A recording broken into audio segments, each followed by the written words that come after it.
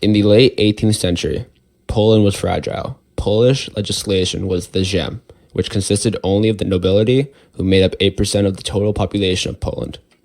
Each member of the Ziem had a power to veto anything during the session. This power was called liberum veto and prevented the Ziem from making any progress, as it was so frequently disbanded due to one disgruntled noble's veto. At the time, there was no real Polish military to speak of, and Poland was incredibly ethnically diverse. This, combined with the fact that the country spread 800 miles across Europe, made unity nearly impossible. The nation had been politically devastated by the War of the Polish Succession, which resulted from French and Spanish attempts to check the Austrian Habsburg power. Augustus II, who was supported by the Habsburgs, died in 1733 and left Poland up for grabs by other powers. Both a civil and international war ensued, and Poland remained a plaything for the rest of Europe. Most Poles were willing to cooperate with foreign nations than their own countrymen.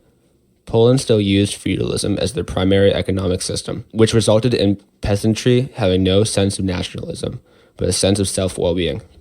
The majority of Poland's political affairs were conducted by separate powers with their own agendas in mind. Poland was dying, and with the location and size of the country combined with the aftermath of the War of the Polish Succession, made it a prime target for foreign intervention. The King of Poland was rarely a native Pole. Catherine the Great was no exception in fiddling with the Polish election, when she arranged for her ex-lover Stanislas Poniatowski to rise to power. During his reign, Austria and Prussia also had their eyes on the possibility of annexing parts of Poland. The fact that there was a puppet on the throne made it an ideal time for the beginning of a partition. Simultaneously, Catherine the Great invaded Turkey under the false pretense of chasing Polish rebels across the border. A war between Russia and the Ottoman Empire ensued, with Russia taking a clear lead. Russian victories were crushing and numerous, dealing devastating blows to the Ottoman Empire. Frederick the Great of Russia feared an imbalance in European power, with Russia taking too much territory. As compensation, Prussia, Austria, and Russia each agreed to take a section of Poland. This marked the first partition of Poland, which took place in 1772, and was ratified by the Polish Sejm in 1773. A combination of bribery and lack of concrete nationalism convinced the nobility of the Sejm that the destruction of Poland would be in their own interest, which is why they supported the partition. Russia took territory around the city of Vitebsk, Prussia took over the Pomeranian borderland, and Austria took over Galicia. Over the next 20 years, Poland made attempts to stabilize itself and build political integrity.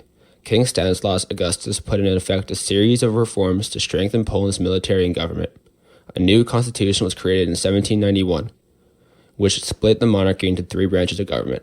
It also gave more power to the bourgeoisie and limited the power to nobility.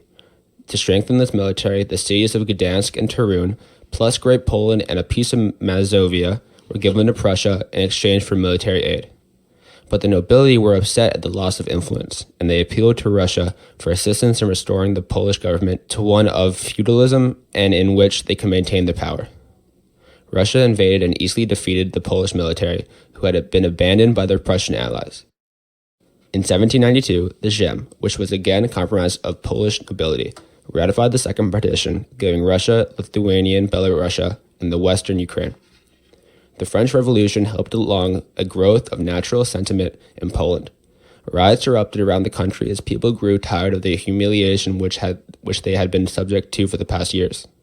In 1794, a Polish patriot named Tadeusz Kościuszko took control of the Polish military and declared a national uprising against Prussia and Russia, who were occupying Poland at the time.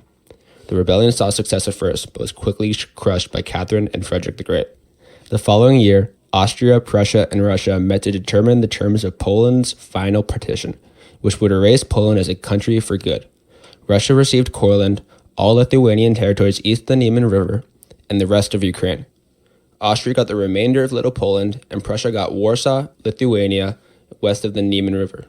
In the final partition, each power received more than 1 million people in population.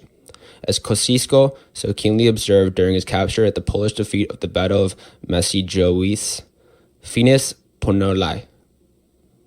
Poland is finished.